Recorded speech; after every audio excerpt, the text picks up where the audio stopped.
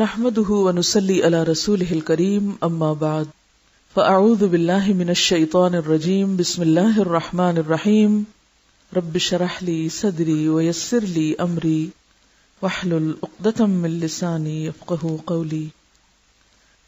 رسول اللہ صلی اللہ علیہ وسلم نے فرمایا صلو کما رأیتمونی اصلی، نماز اس طرح پڑھو جیسے میں پڑھتا ہوں، یعنی ویسے ہی تم بھی پڑھو۔ اس لیے ہمیں یہ دیکھنا ہوگا کہ آپ کیسے پڑھتے تھے، اور یہ دیکھنے کے لیے ہم لازمی طور پر محتاج ہیں صحابہ کرام کے کہ وہ ہمیں بتائیں کہ آپ صلی اللہ علیہ وسلم کو انہوں نے کس طرح نماز پڑھتے ہوئے دیکھا۔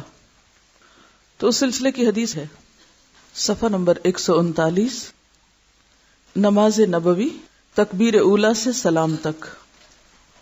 نماز کیسے پڑھی جائے، نماز کے طریقے پر مبنی یہ حدیث جو اس وقت آپ کے سامنے پڑھی جائے گی 11 صحابہ کرام سے مروی ہے، گویا 11 صحابہ کرام کی گواہی ہے، اس پر شہادت ہے۔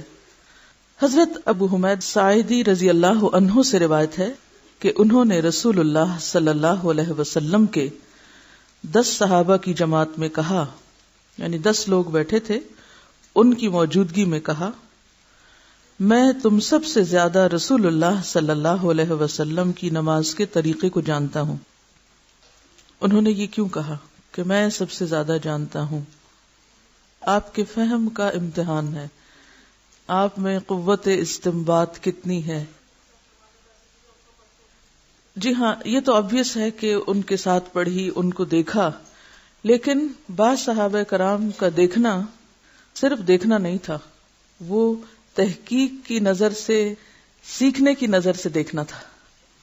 ایک ہوتا ہے اپنے لیے کچھ دیکھنا یا اپنے لیے سننا، اور ایک ہوتا ہے پھر آگے کسی اور کو سکھانے یا بتانے کے لیے کچھ دیکھنا یا سننا۔ ان دونوں میں فرق ہوتا ہے؟ کیا فرق ہوتا ہے؟ کہہ رہے ہیں بہت زیادہ ہوتا ہے۔ کیا ہوتا ہے؟ ذہن میں بٹھاتا ہے۔ جی ہاں، جیسے آپ میں سے کچھ لوگ صرف اپنے لیے سنتے ہیں، اور کچھ کے ذہن میں یہ بھی ہے کہ ہمیں آگے سکھانا ہے، لہذا بہت ہی توجہ سے سنیں۔ ان پچھلے 2 دنوں میں سفر پر تھی اور مختلف لوگوں اور مختلف گروپس سے ملنے کا اتفاق ہوا، اور ظاہر ہے کہ ایک روزمرہ کی کلاس ہوتی ہے جس میں آپ ایک وقت لگاتے ہیں لوگوں کو سننے کی پریکٹس کروانے کے لیے، دیکھنے کی، سمجھنے کی، آبزرویشن کی، لیکن جو نئے لوگ ہوتے ہیں انہیں عادت نہیں ہوتی۔ تو میں نے اس تجربے کو تھوڑا سا دہرایا۔ میں نے انہیں پہلے سمجھایا کہ آپ جو میں کہتی ہوں اسے سنیے، یا جو کسی اور سے بھی پڑھوا رہی تھی ان کو بھی سنیے، اور اس کے بعد مجھے بتائیے کہ کیا سنا۔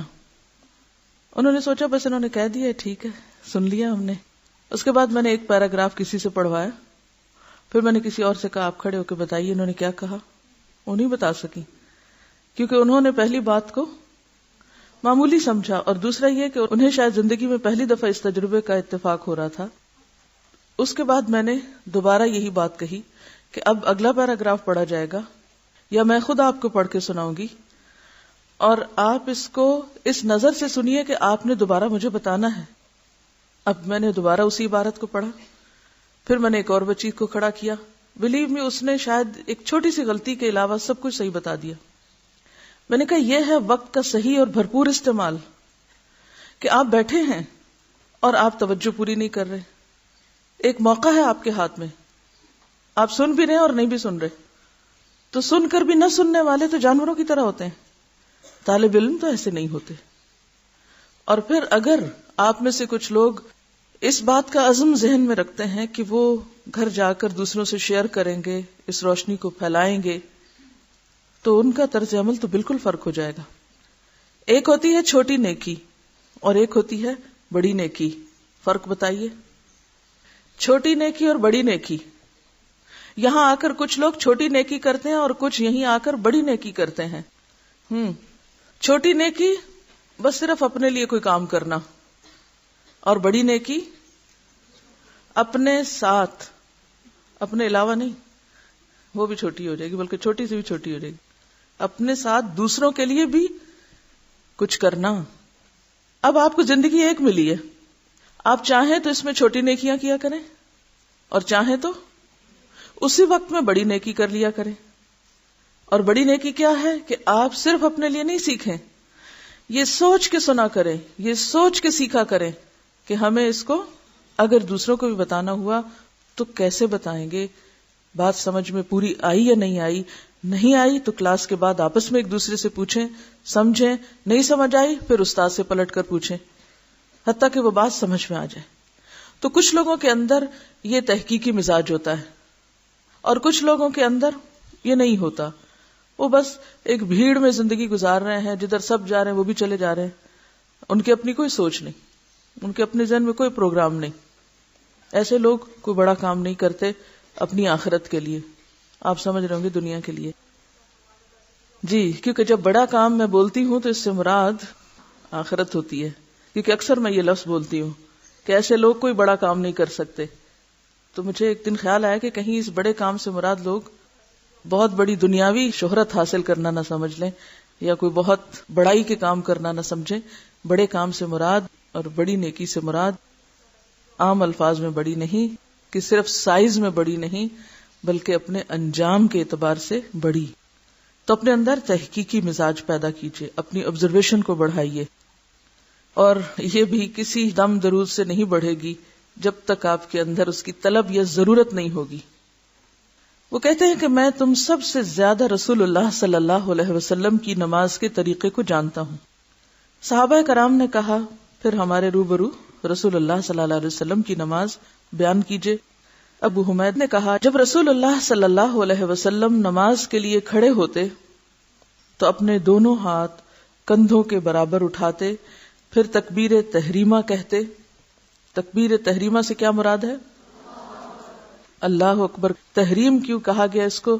تحریم سے مطلب حرام کرنا، یعنی بولنا، کھانا، پینا، سونا، ادھر ادھر دیکھنا، ادھر ادھر کی آوازوں پہ توجہ کرنا، یعنی سب سے کٹ کر انسان صرف اللہ کی طرف متوجہ ہو، باقی ہر چیز اپنے اوپر حرام سمجھے۔ پھر قرآن پڑھتے، اس قرآن سے مراد سورۃ فاتحہ اور کوئی بھی سورت۔ رکوع کے لیے تکبیر کہتے اور اپنے دونوں ہاتھ کندھوں کے برابر اٹھاتے، پھر رکوع کرتے اور اپنی ہتھیلیاں اپنے گھٹنوں پر رکھتے، پھر رکوع کے دوران کمر سیدھی کرتے، پس نہ اپنا سر جھکاتے نہ بلند کرتے۔ کمر سیدھی کرنے کا ایک حصہ کیا ہے؟ سر کو بھی سیدھا رکھا جائے۔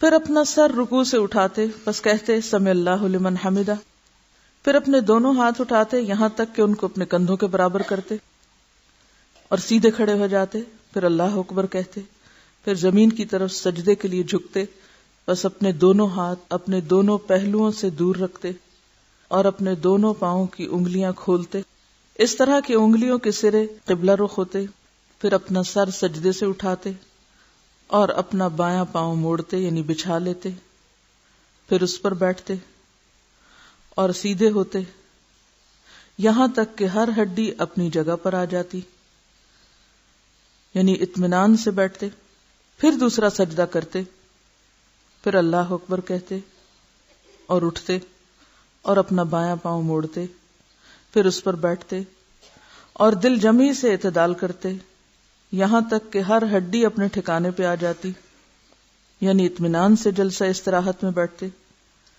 پھر دوسری رکعت کے لیے کھڑے ہوتے، یعنی دوسری رکعت کے لیے کھڑے ہونے سے پہلے بھی ٹک کر پھر اٹھتے، پھر اسی طرح دوسری رکعت میں کرتے، پھر جب 2 رکعت پڑھ کر کھڑے ہوتے تو اللہ اکبر کہتے اور اپنے دونوں ہاتھ کندھوں کے برابر اٹھاتے، جیسے نماز کے شروع میں تکبیر اولیٰ کے وقت کیا تھا، پھر اسی طرح اپنی باقی نماز میں کرتے، یہاں تک کہ جب وہ سجدہ ہوتا جس کے بعد سلام ہے، یعنی آخری رکعت کا دوسرا سجدہ جس کے بعد بیٹھ کر تشہد، درود اور دعا پڑھ کر سلام پھرتے ہیں، اپنا بایاں پاؤں دائیں پنڈلی کے نیچے سے باہر نکالتے اور بائیں جانب کھولے پر بیٹھتے، پھر سلام پھیرتے۔ یہ سن کر ان صحابہ نے کہا اے ابو حمید ساعدی، تو نے سچ کہا، رسول اللہ صلی اللہ علیہ وسلم اسی طرح نماز پڑھا کرتے تھے۔ ابو داؤد کی روایت ہے، ترمذی نے بھی اس کو روایت کیا ہے، اور اسے ابن حبان، ترمذی اور نووی نے صحیح کہا ہے۔ بہرحال آپ کا ہوم ورک یہ ہے کہ اپنے اپنے گروپس میں اس حدیث کو پڑھ کر پریکٹس کر کے آئیں، پھر آپ میں سے کچھ لوگ یہاں والنٹیئر کریں اور پریکٹیکلی پھر اس کو ڈیمونسٹریٹ کر کے دکھائیں گے۔ لیکن اس باب میں یہ بھی یاد رہے کہ ان سارے سٹیپس کو فالو کرنا کیوں ضروری ہے، اور اگر ہم نہیں کرتے تو کیا ہوا؟ نماز تو ہو ہی جائے گی، جی ہاں ہو جائے گی، لیکن obviously درجات میں فرق ہوگا۔ تو امام ابن القیم الجوزی نے نمازیوں کی 5 قسمیں بیان کی ہیں کہ 5 طرح کے نمازی ہوتے ہیں۔ نمبر 1، مفرط توئے کے ساتھ، افراط سے، اپنے نفس پر ظلم کرنے والا، جو نماز کے اوقات، حدود اور ارکان اور وضو وغیرہ کا نقصان کرتا ہے۔ یعنی پڑھتا ہے لیکن اپنے پہ ظلم کرتا ہے، یعنی پڑھ کر بھی حاصل کچھ نہیں کرتا۔ دوسری قسم، جو نماز کے اوقات، حدود، ارکان اور وضو وغیرہ کی حفاظت کرتا ہے لیکن وسوسوں کو دور کرنے میں زور نہیں لگاتا، یعنی اس بات کی کوشش نہیں کرتا کہ وہ وسوسوں سے بھی چھٹکارا پائے، یعنی خشوع نہیں ہے، ظاہری ارکان تو وہ پورے کر رہا ہے لیکن دل اس کا پوری طرح متوجہ نہیں نماز کی طرف۔ تیسری قسم کا نمازی وہ جو اس کے حدود اور ارکان کی بھی حفاظت کرتا ہے اور افکار اور وسوسوں کو دور کرنے میں بھی ہمت صرف کرتا ہے۔ تو ایسا شخص چونکہ اپنے دشمن کے ساتھ جہاد میں مشغول ہوتا ہے کہ وہ دشمن اس کی نماز کی چوری نہ کر سکے، شیطان دشمن ہے نا، جو آ کے ہمارے خیالات چراتا ہے، ہمارے خشوع میں خلل ڈالتا ہے، وہ آ کر ہمارا قیمتی خزانہ لے جاتا ہے۔ یعنی اسی وقت میں ہم بہترین نماز پڑھ سکتے تھے لیکن اس نے ہمیں پورا فائدہ نہیں اٹھانے دیا۔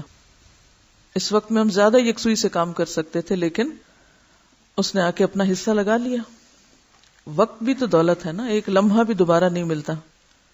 تو یہ شخص، کون شخص جو پوری کوشش کے ساتھ وسوسوں کو دور کر رہا ہے اور دشمن کو بھگا رہا ہے اور اپنے مال خزانے کی حفاظت کر رہا ہے، اپنی نماز کی حفاظت کر رہا ہے، ایسا شخص صرف نمازی ہی نہیں مجاہد بھی ہے، جو فی سبیل اللہ جہاد کر رہا ہے۔ یہ بھی ایک جہاد ہے، اپنی نماز کی حفاظت کرنے کا۔ قرآن پاک میں آتا ہے نا والذین ھم علی صلاتہم یحافظون۔ چوتھا، وہ شخص جو نماز کے لیے جب اٹھتا ہے تو اس کے جملہ حقوق اور ارکان اور حدود کو پوری طرح ادا کرتا ہے اور اس کی حدود اور حقوق کی حفاظت میں اپنا دل لگا لیتا ہے، یعنی پوری طرح ڈوب کے ایسا کرتا ہے کہ نماز کا کہیں کچھ نقصان نہ ہو جائے۔ صرف یہی نہیں بلکہ اس کی تمام قوتیں کما حقہ نماز کی تکمیل اور احترام اور اقامت میں مصروف اور وقف ہو جاتی ہیں۔ یعنی یہ حدود کی حفاظت کرتا ہے، صرف دشمن سے بچاتا ہی نہیں بلکہ اس کے ساتھ ساتھ ایک اگلے سٹیپ پر حدود کی حفاظت بھی کرتا ہے اور نماز کی تکمیل کی طرف بھی اور اس کے احترام کی طرف بھی متوجہ ہوتا ہے۔ یعنی وہ صرف یہ نہیں کہ چند رکعتیں پڑھ کے اور بس کام ختم، بلکہ وہ اور زیادہ آگے تک اس کو لیتا ہے۔ پانچواں شخص، وہ شخص جو نماز کے جملہ حقوق، ارکان، حدود کو پوری طرح ادا کرتا ہے مگر قسم چہارم سے بھی 4 قدم آگے ہے، چوتھی قسم سے بھی 4 قدم آگے ہے۔ 4 قدم محاورتاً استعمال ہوا ہے۔ وہ اپنا دل ارکان نماز کی تکمیل میں صرف مستغرق ہی نہیں کرتا بلکہ دل کو اٹھا کر خدائے ذوالجلال کی بارگاہ عالی میں رکھ کر دل کی آنکھوں سے اپنے رب کو دیکھتا بھی ہے، اس کی محبت و عظمت سے اس قدر بھرپور ہوتا ہے گویا اللہ عز و جل کو دیکھ رہا ہو۔ اور یہ درجہ کون سا ہے؟ احسان کا درجہ، ان تعبد اللہ کأنک تراہ، تم ایسے عبادت کرو، ایسے نماز میں کھڑے ہو گویا اللہ کو سامنے دیکھ رہے ہو۔ یہ اعلیٰ ترین نماز ہے۔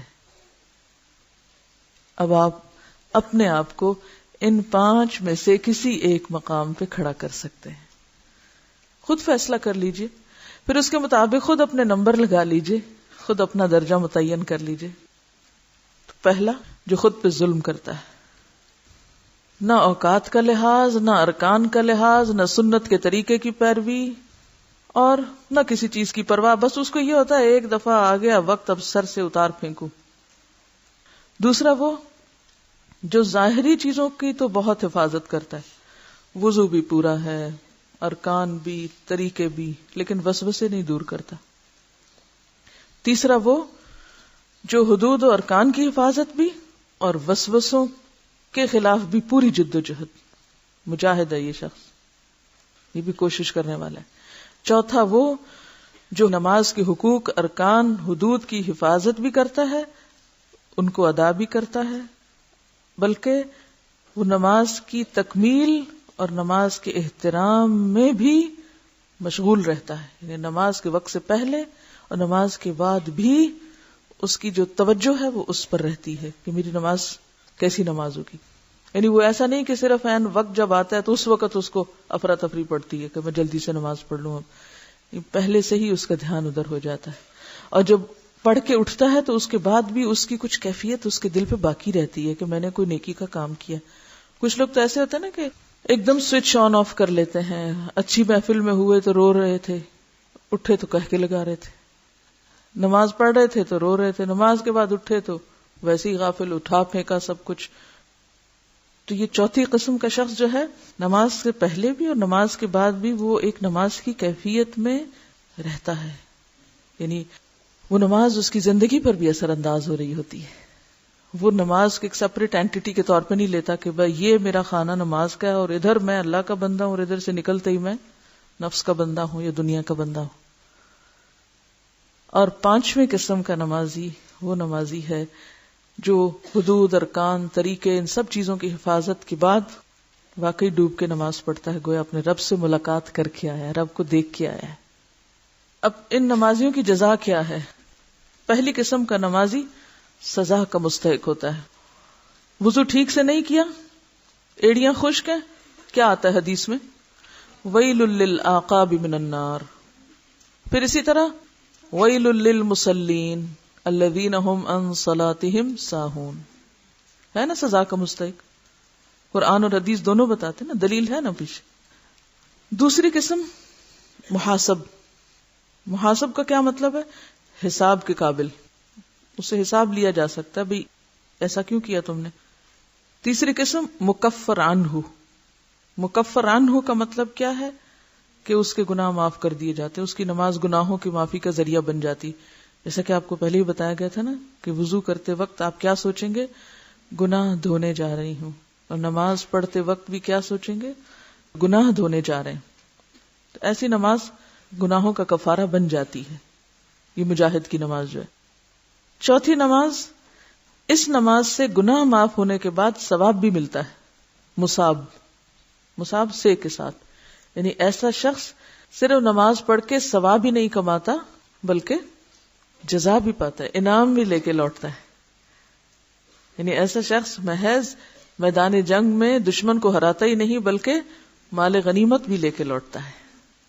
فانقلبوا بنعمت من اللہ. اور پانچویں قسم کا شخص مقرب ہوتا ہے. مقرب، اللہ کے قریب ترین. اس سے اللہ تعالیٰ کا قرب بھی حاصل ہوتا ہے اور واقعی نماز اس کی آنکھوں کی ٹھنڈک ہوتی ہے. یہ کیوں حضور صلی اللہ علیہ وسلم نے فرمایا کہ جعلت قرۃ عینی فی الصلاۃ، میری آنکھوں کی ٹھنڈک نماز میں رکھ دی گئی. وہ آنکھوں کی ٹھنڈک کس چیز سے نصیب ہوتی ہے؟ وہ اللہ کے دیدار سے، یعنی مانوی دیدار مراد ہے اس سے.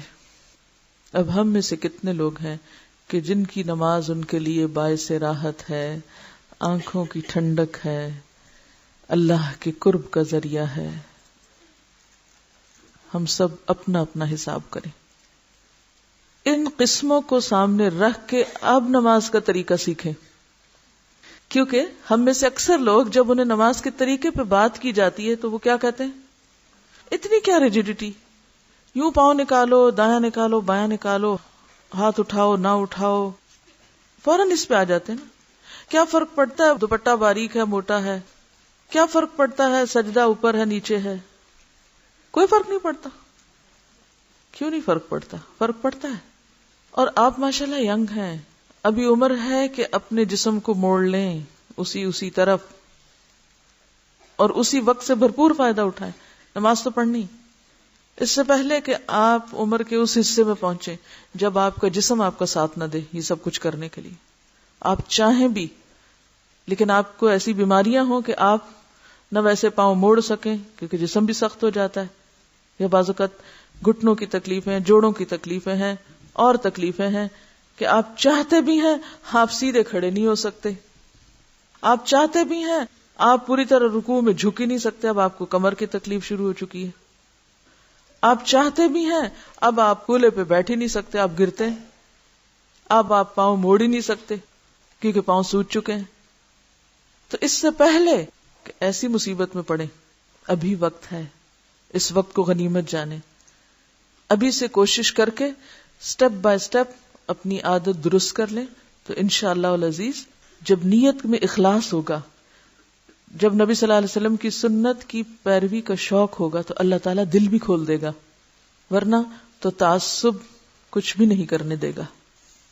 میں سوچ رہی تھی کہ کیوں نہ ہر سٹیپ کو لکھ کر، پہلا سٹیپ، پھر اس کے بعد کرنا کیا ہے، یہ کیسے کرنا ہے، دوسرا سٹیپ کیسے کرنا ہے، تیسرا، تو ایک چارٹ بنا کے سب کو دے دیا جاتا تھا کہ وقتاً فوقتاً اپنے آپ کو چیک کرتے رہتے کہ ہم پوری طرح فالو کر رہے ہیں. کیونکہ ہوتا یہ ہے ابھی تو آپ اکٹھے ہیں نا، ایک دوسرے کے ساتھ ہیں، کچھ دن عادت پڑی، مہینے بعد نماز چھٹی ہو گئی عادت، دوبارہ پھر یاد نہ رہا، او ہو میں نے تو یہ پڑھا تھا وہاں، تو میں تو پھر بھول گئی. ایک مہینے کی چھٹی سب کچھ بھلا دینے کے لیے کافی ہے. یہ بہت بڑی آزمائش ہے ہم عورتوں کے لیے، تو اس لیے بار بار ریمائنڈر کی بھی ضرورت ہے اپنے آپ کو. تو بہرحال آج ہم نیت کے بارے میں پڑھتے ہیں، اور اس دوران جو سوال آئیں لکھیں. اگر اگلے سبق میں جواب مل جائے تو سوال اپنے پاس ہی رکھ لیں، آگے نہ بھیجیں. اور سبق کے بیچ میں بھی سوال نہیں بھیجیں گے، شاید جو لوگ نئے آتے ہیں انہیں پتہ نہیں ہوتا، پھر دوسروں کو ڈسٹرب کر رہے ہوتے ہیں. ہم نے یہ طے کیا ہوا ہے کہ جب سبق چل رہا ہو تو کوئی شخص کسی کو ڈسٹرب نہیں کرے گا، کوئی شخص کسی کو کوئی چٹ، کوئی کاغذ دوران سبق پاس نہیں کرے گا. ٹھیک ہے؟ کیونکہ اس سے کیا ہوتا ہے، ایک لمحے کے لیے آپ کی توجہ ہٹتی ہے، اور جب توجہ ہٹتی ہے تو آپ بھول جاتے ہیں کہ اوہ وہ کیا ہوا تھا. تو جب تک آپ پوری طرح سنجیدگی کے ساتھ یکسو ہو کے نہیں سنیں گے، کچھ باتیں آپ الٹ بھی سمجھ سکتے ہیں تو وہ درست نہیں ہوگا. لہذا جب کلاس ختم ہو، سوال کا وقت ہو، اس وقت فوراً سوال آگے پہنچا دیں. اب اگر آپ کے سوال کا جواب مل چکا تو خدا کے لیے وہ سوال پھر آگے نہ پہنچائیں، سب کا وقت ضائع ہوتا ہے. ٹھیک ہے؟ چلیے، نماز کی نیت. رسول اللہ صلی اللہ علیہ وسلم فرماتے ہیں انما الاعمال بالنیات، اعمال کا دار و مدار نیتوں پر ہے. اس لیے ضروری ہے کہ ہم اپنے تمام اعمال میں سب سے پہلے پرخلوص نیت کر لیا کریں، کیونکہ جیسی نیت ہوگی ویسا ہی پھل ملے گا. حضرت ابو ہریرہ رضی اللہ عنہ روایت کرتے ہیں کہ رسول اللہ صلی اللہ علیہ وسلم نے فرمایا ایک شہید اللہ کے سامنے قیامت کو لایا جائے گا. اللہ اس سے پوچھے گا کہ تو نے کیا عمل کیا؟ وہ کہے گا کہ میں تیری راہ میں لڑ کر شہید ہوا. اللہ فرمائے گا تو جھوٹا ہے، بلکہ تو اس لیے لڑا کہ تجھے بہادر کہا جائے. پس تحقیق کہا گیا یعنی تیری نیت دنیا میں پوری ہو گئی، اب مجھ سے کیا چاہتا ہے؟ پھر منہ کے بل گھسیٹ کر آگ میں ڈال دیا جائے گا. اسی طرح پھر ایک عالم جس نے علم شہرت کی نیت سے پڑھا تھا اور پڑھایا تھا، اللہ کے حضور پیش ہو کر جہنم میں جھونک دیا جائے گا. پھر ایک شہرت کی غرض سے سخاوت کرنے والا مالدار، اس کا بھی یہی حشر ہوگا.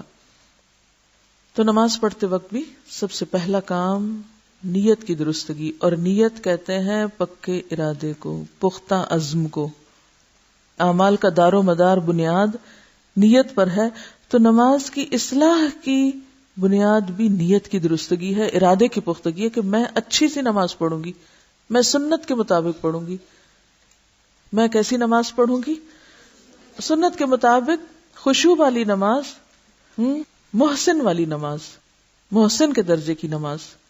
میں محسن کے درجے پہ پہنچنے کی کوشش کروں گی. ان سب چیزوں کی نیت آپ کریں گے، اور جب اللہ کے لیے نماز پڑھیں گے تو انشاءاللہ باقی چیزیں بھی پھر آنے لگ جائیں گی.